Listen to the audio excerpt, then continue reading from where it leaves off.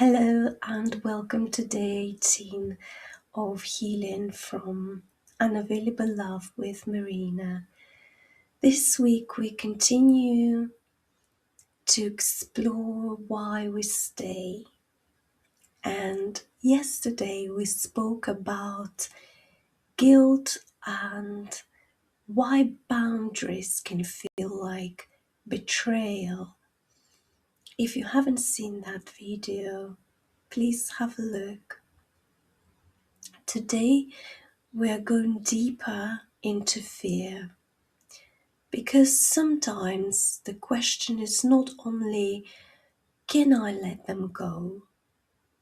Sometimes the question is who am I without them?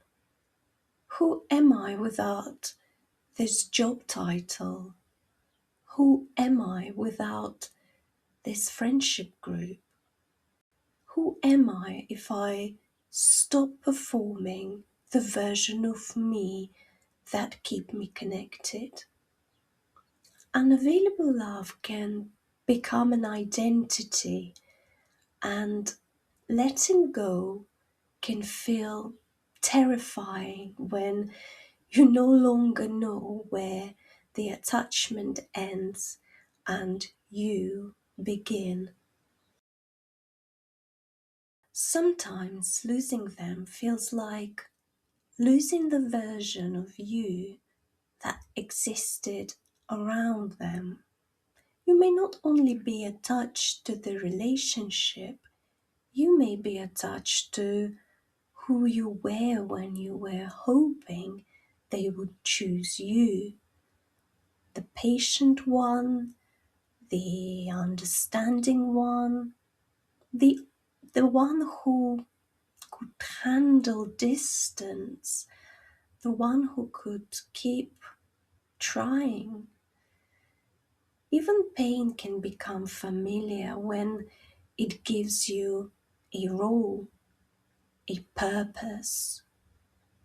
So the fear is not only what if they leave? The fear is if I stop chasing, waiting, proving, saving, and hoping, what will be left of me?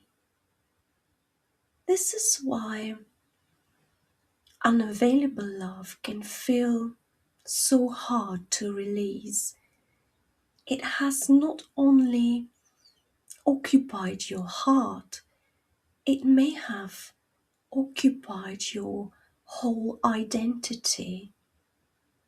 If you stop trying to become the person they would finally choose, who would you be without the chase? A job title can become a mask when being respected feels safer than being known.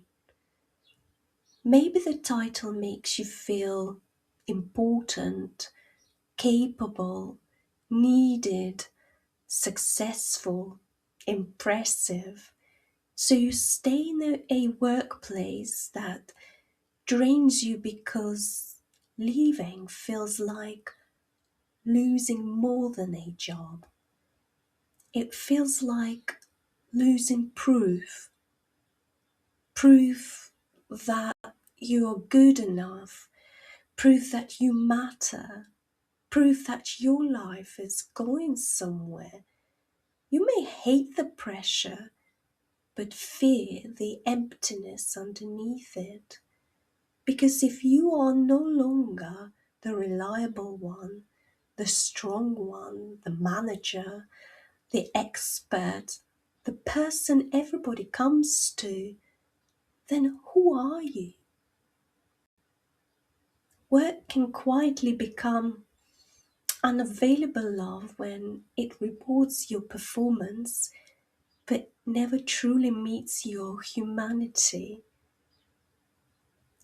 If your title, productivity, and usefulness were removed from the room, What would you be afraid people might no longer see in you? Sometimes you stay in a friendship because losing your place feels more frightening than admitting you are not truly held there. You may already feel excluded.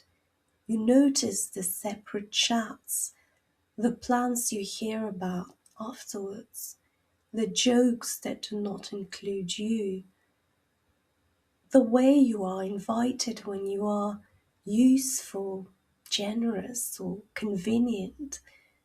But leaving the friendship may feel unbearable because it means losing your role, the funny one, the generous one, the listener, the dependable one, the one who always shows up.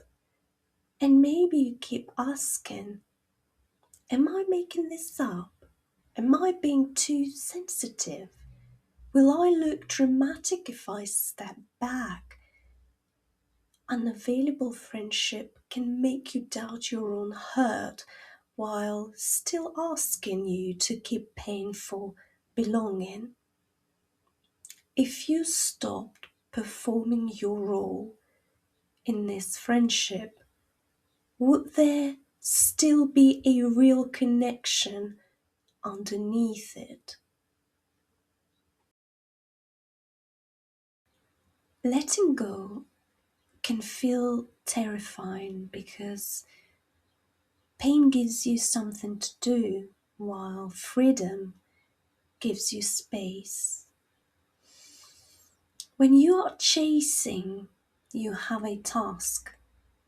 Analyze the message, fix the mood, wait for the reply, prove yourself at work, earn your place in the group. It hurts, but it is familiar. Letting go removes the task. Suddenly there is silence, no problem to solve, no person to decode, no title to hide behind, no friendship to keep proving. And that empty space can feel like danger, not because freedom is wrong, but because your nervous system may not recognize peace yet. Sometimes we stay attached because chaos gives us an identity, while calm asks us to meet ourselves. What feeling appears when there is nothing left to fix, earn, chase, or prove? Being yourself can feel dangerous when the real you was once judged, rejected, or ignored.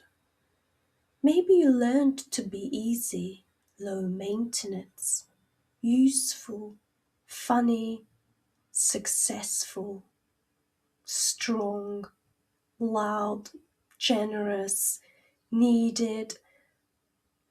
Maybe vulnerability felt too risky because if people saw the real need, the real fear, the real tenderness, they might leave.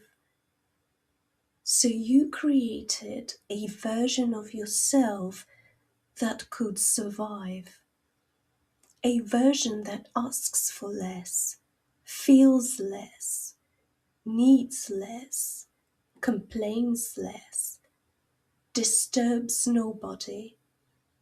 But the mask that once protected you may now be keeping you unavailable to your own life. And this is where the fear lives. Not only will they reject me, but if I'm truly myself, will anyone stay? What part of you did you learn to hide because It once felt unsafe to be seen. The scariest part of letting go may not be losing them. It may be meeting yourself without the mask. The mask might have many names: the partner, the title, the dependable employee, the generous friend, the one who is always fine, the one who can handle being half loved, underpaid, or emotionally overlooked. A mask can feel like safety because it gives you a role before anyone has the chance to reject the real you. In my work, we approach the reason the mask had to be created in the first place. We let the subconscious begin to untie that knot. And once the knot is untied, a safety mask starts losing its purpose. This is where change can happen fast, not because you forced yourself to become someone else, but because the part of you that was protecting you no longer needs the same disguise. If you no longer had to perform the version of you that keeps people comfortable, who would you be afraid they might finally see? Today's reflection.